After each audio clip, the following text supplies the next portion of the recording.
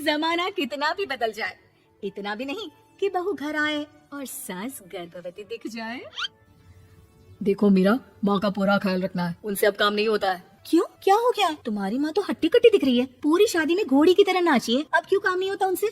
वो माँ प्रेग्नेंट है ना, बच्चा होने वाला है, मैं कभी भी भाई बन जाऊंगा इस साल के अंत तक। क्या बोल रहे हो? वो सर पर हाथ रखकर बैठ जाती है। यार पहले क्यों नहीं बताया? कैसा मजाक है ये? झूठ बोल रहे हो ना? हाँ झूठ बोल रहे हो ना? तभी ससुर की आवाज आती है। बहू पानी गर्म कर दे, तेरी सास को दवाई देनी है, समय पर दवाई ना दी तो परेशानी हो जाएगी। और हाँ जरा काजू पीस कर दूध में मिलाकर ले आना, तेरी सास खुद से तो अपनी संभाल करेगी नहीं। हे भगवान, ये मैं क्या सुन रही हूँ?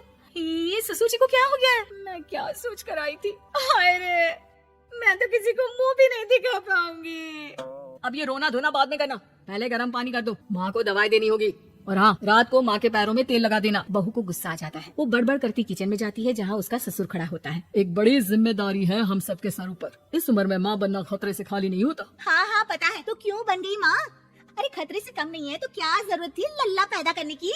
कैसी बात कर रही हो बहू? क्या तुम खुश नहीं कि घर में एक नया मेहमान आएगा, छोटे छोटे पैरों से पूरे घर में घूमेगा?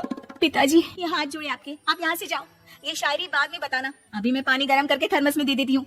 सारा दिन पिलाते रहो गर्म पानी। और हाँ, ये बच्चे की बात बार बार मुझसे कोई नहीं करेगा। बहू का पारा अब चढ़ा ही रहता था, वो काम तो सारा करती लेकिन किलस किलस कर। मीरा सारे काम से फुर्सत पाकर बैठी होती है कि माँ का फोन आ जाता है। बेटा बहुत बड़ी जिम्मेदारी है तेरे सर पर, अच्छे से निभाना।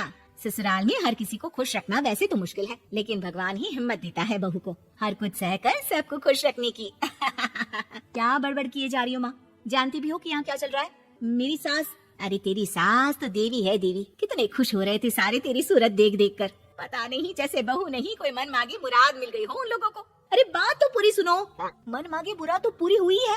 अरे मेरी सास को बच्चा होने वाला है, प्रेग्नेंट है वो। क्या बकवास कर रही है मीरा? ये बात किसी को कहना मत, मुझे तो बता दिया लेकिन अब अपनी जबान सिल ले। कहाँ है तेरी सास? बात तो करा मेरी। पूछू जरा, पोता पोती खिलाने की उम्र में खुद का बच्चा खिलाने का शौक कहाँ से आ गया?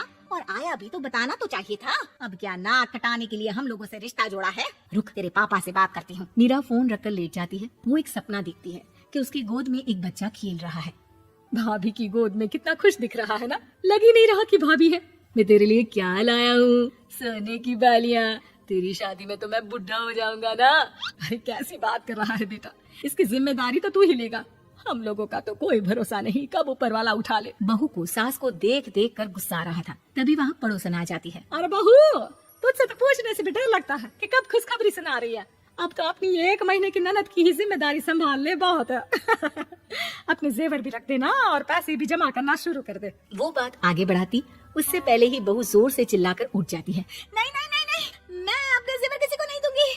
अरे कौन ले रहा है तुम्हारे जेवर? तुम औरतें भी ना सपने में भी जेवर ही संभालती रहती हो। मैंने जो सपना देखा है ना, सुनोगे तो होश उड़ जाएंगे। अच्छा तुम अपना सपना बाद में बताना, पहले मेरा सुनो। कल मैंने इतना अच्छा सपना देखा, इतना अच्छा सपना देखा कि अगर वो पूरा हो जाता है ना तो मैं तुम्हारे लिए रानी हार बनवा दूंगा। बहू अब सारे गम भूलकर पति का सपना सुनने में लग जाती है। अरे क्या सपना था बताइए ना, बोलिए भी तो क्या सपना है, मैं पूरा कर दूंगी अगर बात रानी हार की है तो। बोलिए बोलिए। मैंने रात को सपना देखा कि माँ को बेटी हुई है और मुझे बहन। सच्ची इस घर में बेटी हो जाए तो मैं तो झूम ही उठूं। मीरा का मुंह बन जाता है, वो चुप हो जाती है और सपने की बात याद करती है कि बेटी हुई तो उसे ही अपने गहने उसे देने होंगे, फिर तो रानी हार की जरूरत पड़ेगी ही। भाई लड़की बड़ी होगी, उसकी शादी होगी तो जेवर तो चढ़ाने ही होंगे ना, कहाँ से आएंगे वो? कितनी समझदार हो तुम मीरा, मैंने भी यही सोचकर तुम्हारे लिए रानी हार लेने का सोचा था। अरे फूटी किस्मत मेरी जो ऐसा परिवार मिला। मेरे पापा की तो मैं अभी क्लास लगाती हूँ, जो सब जानती हुए भी ऐसे परिवार में मेरी शादी कर दी।